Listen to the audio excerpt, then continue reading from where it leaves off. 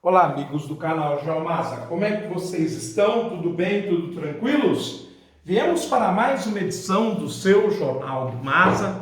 Para tanto, nós vamos utilizar a Folha de São Paulo do domingo 10 de outubro de 2021, onde nós estamos fazendo uma reportagem da Ilustríssima, que evidentemente, quando nós a fazemos, ela é atemporal.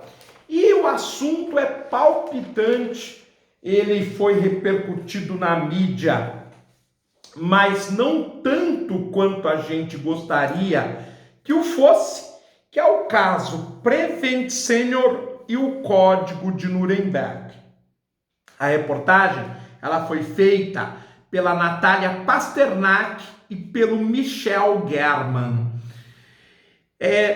O fato é o seguinte: essa companhia de saúde, essa seguradora de saúde, Prevent Senior, ela foi acusada duramente pela CPI da Covid acerca de experimentos com seres humanos sem que as pessoas soubessem ou consentissem, o que é uma violação de normas internacionais.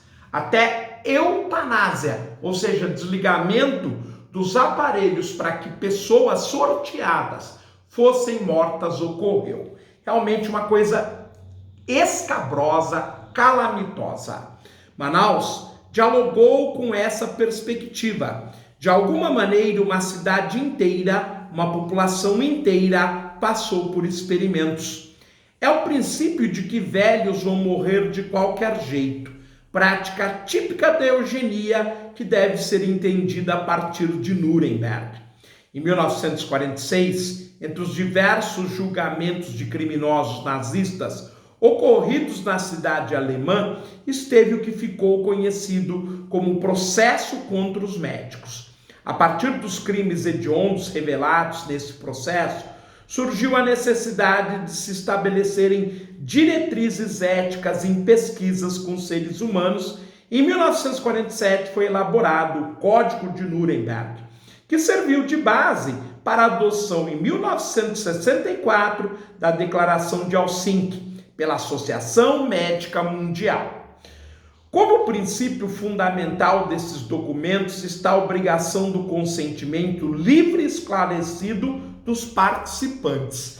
Esse documento, gente, ele deve ser adotado tanto na área médica como na área da educação, como na área que envolve pesquisas com seres humanos. Ou seja, ninguém pode ser submetido a um experimento sem sua autorização, baseada em informações suficientes para a tomada livre e consciente da decisão. Normas de segurança devem assegurar a vida dos participantes em primeiro lugar.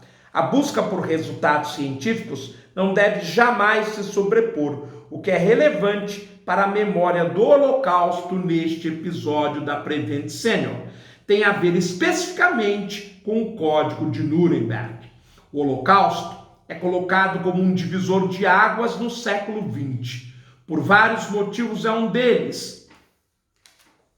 Há que se chegou à conclusão de que é necessário se colocar limites bioéticos na prática médica e científica. Este é um legado importante, pois até meados dos anos 1940, a falta de parâmetros para se realizar experimentos científicos e atendimentos médicos era corrente. O que chama muita atenção no caso da Prevent Senior é a naturalidade com que tudo foi feito, a quantidade de pessoas envolvidas, a participação do governo federal e chama mais atenção ainda a não participação do Conselho Federal de Medicina, que até agora está mudo e calado diante destas atrocidades, o que mostra extrema politização. Talvez por medo ou por não ter a quem recorrer, o fato é que os médicos da seguradora demoraram muito para agir e foram poucos os que reagiram. As condições, de fato, são acirradas. Fica difícil reagir numa dimensão corporativa quando há uma minoria fanatizada, organizada e no comando.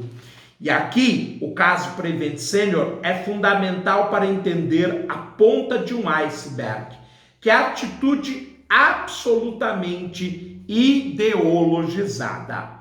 No Brasil, a partir de 2016 ou 2017, percebe-se um deslocamento ideológico de setores importantes dos médicos brasileiros. O ataque aos médicos cubanos, discursos ultraconservadores, tomada de conselhos regionais, tomada do Conselho Federal, um discurso higienista do médico, a dimensão de ataque às práticas de aborto. Enquanto a extrema-direita não eleita estava atacando os professores de História e Geografia, o que não se percebia é que no horizonte ela estava se preparando para atacar a prática médica junto com a cumplicidade de alguns desses médicos. Médicos sempre tiveram um protagonismo importante nos genocídios e nas duas frentes. Se eles foram importantes no regime nazista, foram fundamentais para combatê-lo. Houve Josef Mengele e todo um agrupamento de nazistas cobertos dessa ideologia macabra e perversa que sentiam extremamente confortáveis ao fazer experimentos com humanos envolvendo sofrimento e dor. Veja que ao não fazer a denúncia, foram apenas 2 médicos dentro da Prevent Senior que levantaram o caso, ele deixa claro que muitos daqueles médicos que trabalhavam para a Prevent Senior são coniventes, e coniventes com crimes que beiram uma situação muito semelhante ao que foi cometida no nazismo. Mas é bom também lembrar que os grandes heróis do combate ao nazismo foram os médicos, que primeiramente denunciaram as atrocidades para as igrejas. Portanto, se entendemos que estamos diante de um governo com práticas nazistas, entendemos que é preciso mobilizar os médicos. Aliás, se a gente assistir com calma, com carinho, documentários sobre a subida do chanceler Adolf Hitler ao poder, nós veremos muitas semelhanças com o momento em que o Brasil vive. O nazismo não é um fenômeno, uma tempestade de areia que chega do nada. Não é um terremoto que chega sem que a gente perceba. Não é um castigo divino que aparece de repente. O nazismo é produzido por homens e mulheres vinculados por perspectivas que o levam a agir dessa forma. Ou seja, não são monstros. As práticas nazistas não suspendem o cotidiano, elas se adaptam ao cotidiano. Isso é importante de entender. O início desse caminho parece de flores, bonito. Fala-se de família e valores, mas o final desse caminho é Auschwitz. Falar sobre o Holocausto é usar o passado para falar sobre o presente e o futuro.